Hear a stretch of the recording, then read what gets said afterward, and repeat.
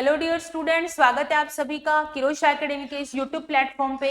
तो ओबीजी की important MCQ यहाँ पे हम लोग डिस्कस कर रहे हैं जो आपके अपकमिंग एग्जाम्स के लिए काफी ज्यादा यूजफुल रहने वाले हैं। तो चलिए एमसीक्यू को शुरू करते हैं। टॉपिक टू टॉपिक हम लोग यहाँ पे डिस्कस कर रहे हैं, तो आई होप आपको जो है वो काफी यूजफुल यहाँ पे लग रहा होगा। तो Kegel exercise during pregnancy help in strengthen of rectus abdominis muscle, gluteus muscle, psoas muscle या pelvic floor muscle. Kegel exercise का एडवाइस जो है वो प्रेगनेंसी के टाइम पे भी देते हैं ताकि पेल्विक फ्लोर की जो मसल्स है उसको क्या कर सके, स्ट्रेंथ ला सके उसके अंदर। ठीक है, बाकी यूटीआई वाला अगर किसी को प्रॉब्लम होता है तो भी ये जो है कीगल एक्सरसाइज की एडवाइस जो है वो दी जाती है। तो कौन सी सिचुएशन में यहाँ पे अभी मैंने बता दिया आपको कि कौन सी सिचुएशन में या कौन सी मसल्स जो है उनको होल्ड करने के लिए ये जो चीज है वो की जाती है स्ट्रेंथ करने के लिए। तो आपको पता है pelvic floor muscle, very easy question, D correct answer यहाँ पे रहेगा। नेक्स्ट है, a nurse teaches a pregnant client to perform Kegel exercise. Which statement indicate understanding? It will help prevent edema.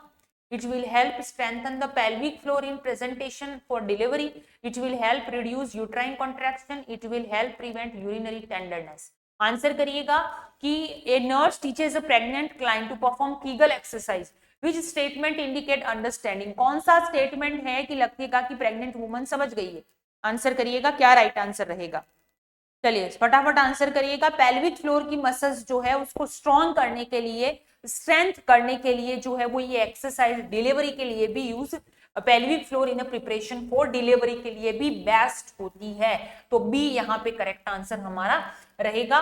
Kegel exercise done to strengthen bladder muscle, prevent urinary infection, assist in toileting, promote fluid intake. Answer करिएगा Kegel exercise. चलिए फटाफट answer करिएगा, Kegel exercise जो है वो क्यों की जाती है? तो देखिए कीगल एक्सरसाइज जो होती है, एक तो मैंने बताया कि यूटीआई से भी ये हमें जो है उसमें भी सजेस्ट करते हैं, प्रेगनेंसी में सजेस्ट करते हैं। यूरिनरी इनकॉन्टिनेंस अगर किसी में होता है, किसी लेडी में, तो भी इसको सजेस्ट किया जाता है। ये ब्लैडर की जो मसल्स होती है उनको भी स्ट्रेंथ करता है। तो यहाँ पे ए करेक्ट आंसर रहेगा, A is the correct one. Next, a 6-month pregnant woman came to the hospital for consultation. Which of the following is contraindicated?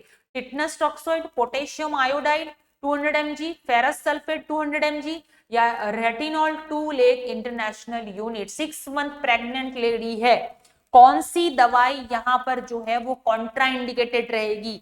बहुत ही अच्छा क्वेश्चन है, आंसर करिएगा।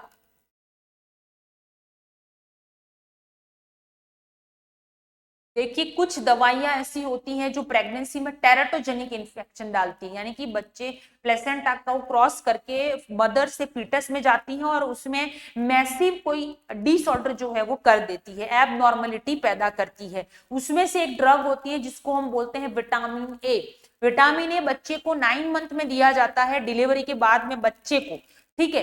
लेकिन प्रेग्नेंट लेडी को विटामिन ए नहीं दे सकते हैं। अगर आप high dose of vitamin A देते हैं, यानी कि विटामिन ए यानी कि रेटिनॉल या फिर रेटेनोइक एसिड, ऐसा कुछ भी देते हैं तो बच्चे के अंदर मैसिव डिसऑर्डर या टेराटोजेनिक इफेक्ट डालता है ये, इसीलिए रेटिनॉल नहीं देते। बाकी फेरस सल्फेट दे सकते हैं, पोटेशियम आयोडाइड, टिटनस टॉक्सोइड, लेकिन डी नहीं देते हैं, नेवर गिव।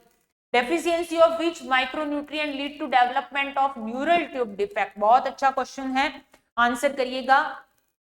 21वें दिन जो होती है वो न्यूरल ट्यूब जो होती है वो फॉर्म हो जाती है प्रेग्नेंट लेडी के अंदर, आपको पता है। इसीलिए बिफोर कंसेप्शन हम हमेशा कोई कपल है जो प्लान कर रहे हैं उनको बोलते हैं कि बिफोर कंसेप्शन ही आप जो है वो फॉलिक एसिड को लेना शुरू कर दीजिए। ये बहुत अच्छा होता है, सेल की ग्रोथ में भी हेल्प करता है, इनफर्टिलिटी में भी इसको लिया जाता है क्योंकि ये सेल को अच्छा बनाता है। जो ओवम जो बनते हैं, जो सेल बनती है ओवेरी में, उनको बेटर बनाने में हेल्प करता है, ठीक है। बाकी न्यूरल ट्यूब डिफेक्ट से भी ये प्रिवेंट करता है क्योंकि न्यूरल ट्यूब जो रहती है वो कंसेप्शन के 21वें दिन न्यूरल ट्यूब पूरी तरीके से फॉर्म हो जाती है। और अगर किसी बच्चे में जो है वो एबनॉर्मलिटी है या सॉरी अगर फॉलिक एसिड की डेफिशिएंसी अगर होती है तो ऐसे बच्चे में फिर न्यूरल ट्यूब डिफेक्ट हो जाता है, जिसमें आपको पता होगा माइलोमेनिंजोसिल, मेनिंगोसिल वगैरह स्पाइना बाइफिडा, ओकुल्टा, सिस्टिका, ये सारे डिजीज कंडीशन जो रहती है वो कॉज होती है। ठीक है, इसलिए यहाँ पे राइट आंसर क्या रहेगा, that is a folic acid, A correct answer जो रहेगा वो यहाँ पे रहने वाला है। नेक्स्ट है prophylactic dose of folic acid in pregnancy. Pregnancy में कितना फॉलिक एसिड जो है वो दिया जाता है, आंसर करिएगा डेफिशिएंसी में।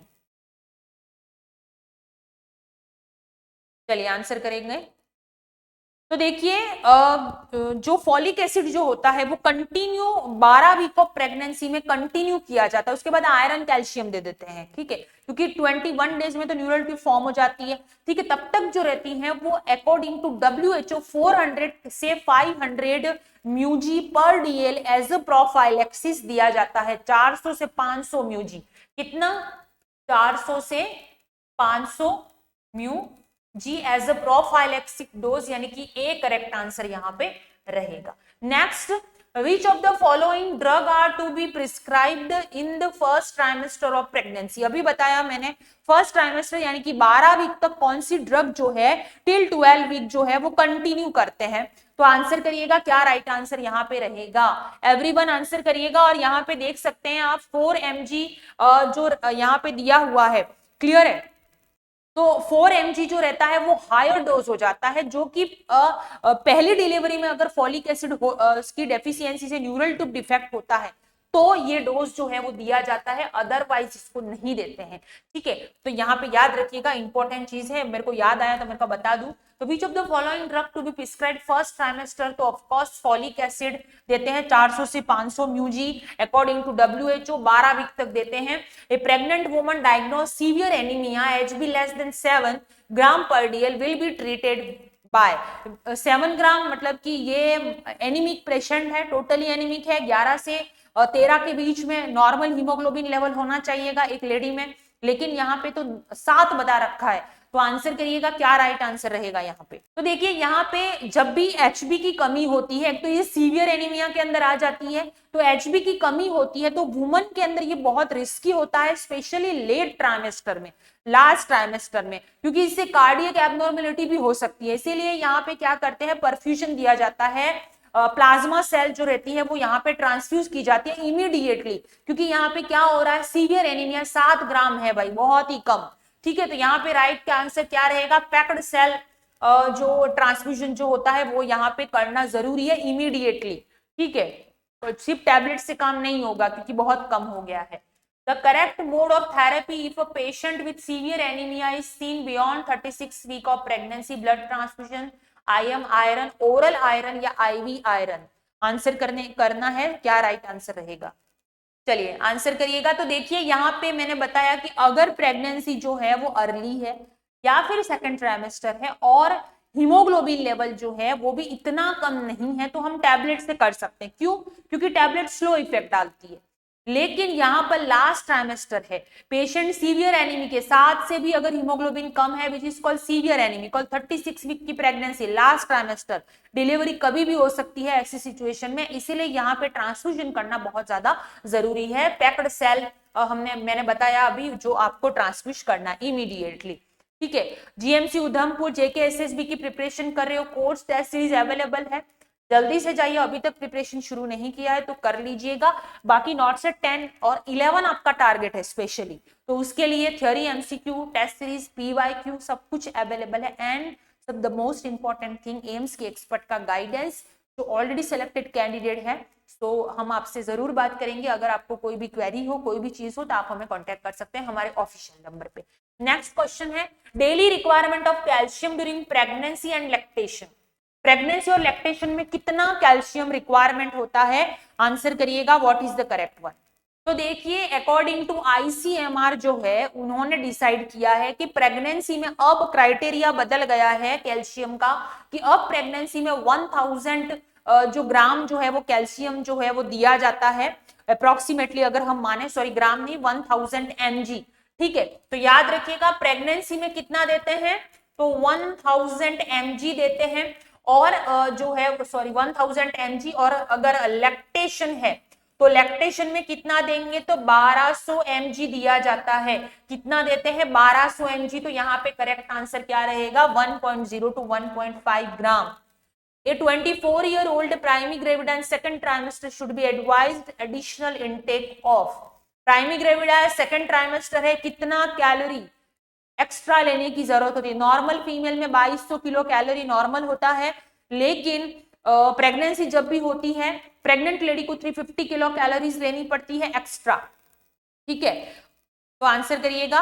और लैक्टेशन में जो रहती है 500 to 600 kilo calorie normally lactation में लेना पड़ता है। तो यहाँ पे राइट आंसर क्या रहेगा, 3.5 किलो कैलोरी ए करेक्ट आंसर रहेगा। नॉर्मली हमारे इंडिया में क्या होता है कि प्रेगनेंसी में तो ज्यादा लेते हैं लेकिन लैक्टेशन में कम लेते हैं, लेकिन ऐसा नहीं करना है। लैक्टेशन प्रेगनेंसी से भी ज्यादा लैक्टेशन में जरूरत होती है न्यूट्रिशन की और कैल्शियम की specially. In the additional protein requirement in second trimester of pregnancy as per ICMR।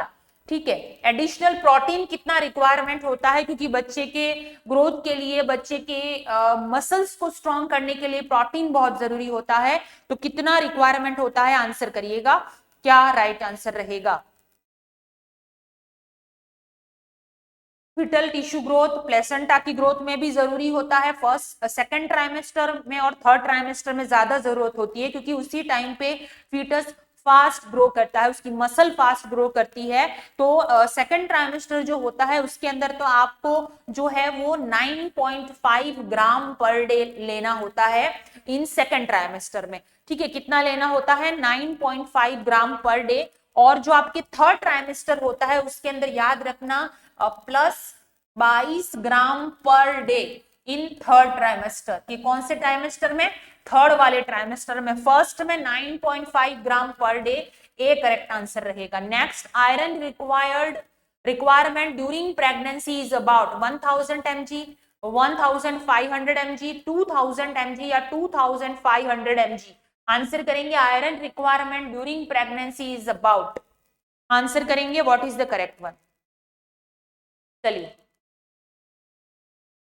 तो आयरन की रिक्वायरमेंट कैल्शियम बता दिया, फॉलिक एसिड बता दिया, प्रोटीन बता दिया।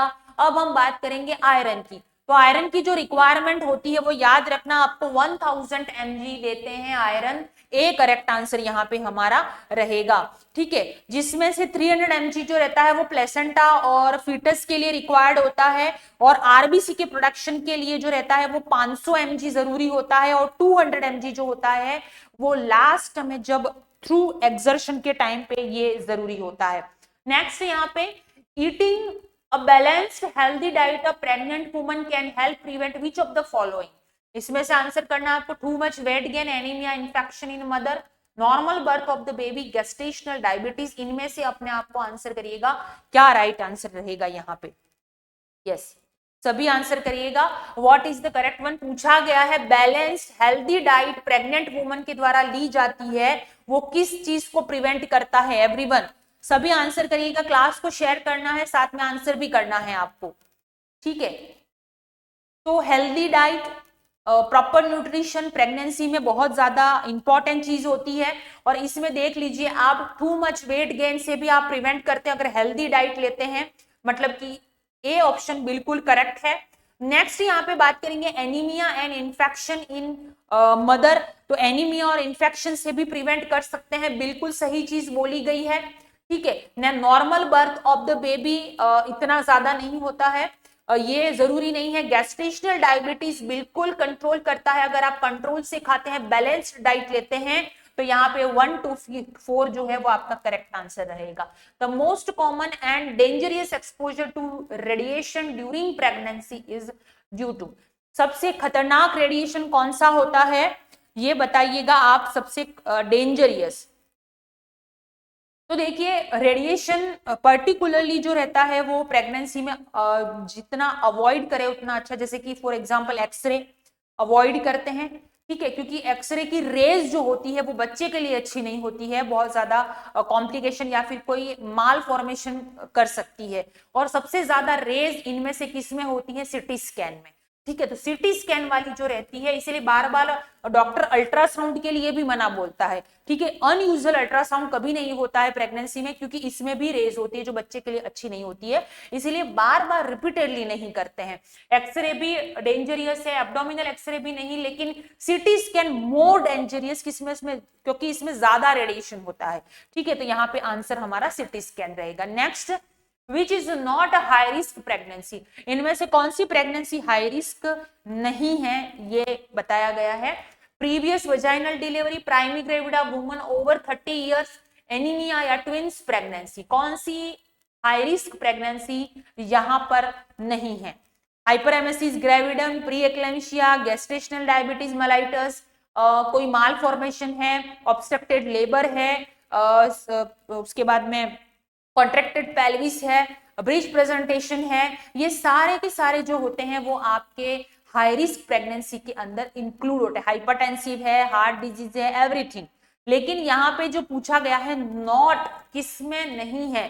ठीक है, तो यहाँ पे ट्विंस प्रेगनेंसी हो सकती है, बच्चे का प्रेजेंटेशन कैसा है कैसा नहीं, रिस्की हो सकता है, मे बी, तो ये आंसर नहीं होगा। एनीमिया भी हो सकता है, सीवियर एनीमिया की वजह से, अभी मैंने बताया अगर लेट ट्राइमेस्टर में तो अर्जेंट आपको ब्लड ट्रांसफ्यूजन करना पड़ेगा, अदरवाइज प्रेग्नेंट लेडी को कार्डियक प्रॉब्लम हो सकती है। ठीक है, तो ये भी नहीं होगा। प्राइमरी ग्रेविड ओवर 30 ईयर, अगर कोई वुमन है 30 साल के बाद में अगर पहला बच्चा उसके हो रहा है तो वो भी हाई रिस्क प्रेगनेंसी के अंदर इंक्लूड किया जाता है। ठीक है, तो यहाँ पे राइट आंसर क्या रहेगा हमारा, कौन सा नहीं होगा। तो अगर प्रीवियस वजाइनल डिलीवरी हुई है तो ये तो बेस्ट है, कोई दिक्कत नहीं है, किसी भी तरह का कोई हाई रिस्क यहाँ पर नहीं है। नेक्स्ट यहाँ पे, on doing abdominal examination of a pregnant woman, uterus is found to be 20 week by date of LMP but measure 24 week, what is the most probable reason? Wrong date, gestational hypertension, hydromeनियस या multiple pregnancy. Answer करेंगे, क्या right answer रहेगा, class को share करना, answer करना है। Yes, बहुत सारे एमसीक्यू ऑलरेडी ओबीजी के हम लोग पढ़ चुके हैं, आगे भी पढ़ने वाले हैं, टॉपिक टू टॉपिक आपका डिस्कशन यहाँ पर चल रहा है। ठीक है, ये हम लोग अब एंटीनेटल असेसमेंट में आ गए हैं। पेल्विक पढ़ लिया, पेल्विक के ग्रिप पढ़ लिए हमने, डायमीटर पढ़ लिए, अब हम यहाँ पे जो हमने नया टॉपिक शुरू किया है दैट इज एंटीनेटल असेसमेंट। चलिए आंसर करेंगे। तो देखिए यहाँ पे रॉन्ग डेट ऐसा नहीं हो सकता है, गेस्टेशनल हाइपरटेंशन किसी भी तरह का कोई ऐसा नहीं कि बीपी बढ़ रही है, एडिमा हो रहा है, ऐसा कुछ भी नहीं बोला है, इस वजह से ये नहीं होगा। हाइड्रोमिनियस भी ओलिगो है, पॉली है, क्या है, एमनियोटिक फ्लूइड बढ़ रहा है या बच्चे को रीनल डिजीज है, ऐसा कुछ भी नहीं है यहाँ पे। तो ये मल्टीपल प्रेगनेंसी में नॉर्मली ऐसा दिखाई देता है कि 20 वीक का है बट 24 वीक मेजर हो रहा है, तो ये मल्टीपल प्रेगनेंसी में पॉसिबल होता है। नेक्स्ट यहाँ पे, a 16 week of pregnancy the height of the uterus is 8, बहुत इंपॉर्टेंट क्वेश्चन, आंसर करेंगे, क्या राइट आंसर रहेगा। 16 वीक की प्रेगनेंसी है। तो देखिए एग्जाम में क्वेश्चन आता है, तो ये सिम्फाइसिस प्यूबिस हम मेजर करते हैं, सिम्फाइसिस प्यूबिस शॉर्ट में लिख रही हूं मैं। ठीक है, एग्जाम में क्वेश्चन आता है कि बिफोर 12 वीक पूछा गया है, तो बच्चे आंसर क्या करते हैं, एट द लेवल ऑफ या अबोव द सिम्फाइसिस। लेकिन यहाँ पे करेक्ट आंसर क्या होगा, अगर आपको पूछा जाता है कि बिफोर 12 वीक, यानी कि 12 वीक के पहले जो रहता है यूट्रस, वो कहां पर रहता है, तो remain in pelvis, pelvis part में होता है। ठीक है, तो याद रखना 12 वीक में, बिफोर 12 वीक अगर पूछता है तो आपका आंसर क्या होना चाहिए, पेल्विस में ही है, सिम्फाइसिस प्यूबिस तक भी नहीं पहुंचा है। लेकिन अगर 12 वीक एबोव पूछा जाए अगर आपको, ठीक है, 12 वीक के बाद में कहां पर होता है, तो ये एब्डोमिनल हो जाता है, यानी कि एबोव सिम्फाइसिस प्यूबिस। ठीक है, उसके बाद में यहां पे जो पूछा गया है दैट इज 16 वीक, तो अम्लाइकस और सिम्फाइसिस प्यूबिस के बीच में होता है जब 16 वीक का होता है तब। क्लियर है, ये होता है 16 वीक। 20 वीक कभी कभी पूछा जाता है, तो याद रखना just below the umbilicus, at the level of umbilicus होता है 22 से 24 वीक में, at the level of umbilicus होता है। क्लियर है, ये याद रखना है आपको। नेक्स्ट कभी पूछा जाता है 32 वीक, 32 वीक में क्या होता है, जस्ट अबोव द अम्बिलिकस और 1/3 बिलो द जिफर्ड स्टर्नम, जो यहाँ पे होता है उसके नीचे रहता है, ठीक है। उसके बाद में हमको यहाँ पे 34 वीक अगर पूछा जाए, ठीक है, 34 वीक में जस्ट बिलो द जिफर्ड स्टर्नम, और 36 वीक जो होते हैं उसके अंदर क्या होता है, जिफर्ड स्टर्नम तक पहुंच जाता है 36 से 38 वीक में। उसके बाद में क्या हो जाता है, लाइटनिंग हो जाती है उसके बाद में, और 40 वीक अगर होता है तो वापस से ये कहां पे आ जाता है, जिफर्ड स्टर्नम के नीचे। तो यहाँ पे 16 week of pregnancy the height of the uterus is midway between symphysis pubis and umbilicus. 22 से 24 वीक जब होता है तब at the level of umbilicus यहाँ पे होता है। तो यहाँ पे बी जो है वो हमारा राइट आंसर बनेगा। Eighth week of pregnancy, what is the position of fundal height? Fundal height की पोजीशन कितनी रहती है? 8 वीक, 8वें वीक में। आंसर करिएगा। 12 वीक तक पेल्विक पार्ट ही रहता है यूट्रस, यानी कि कहां पे रहेगा, बिलो प्यूबिस, ये करेक्ट आंसर रहेगा। Uterus is palpable above the symphysis pubis. Above the symphysis pubis कब पाल्पेट होता है?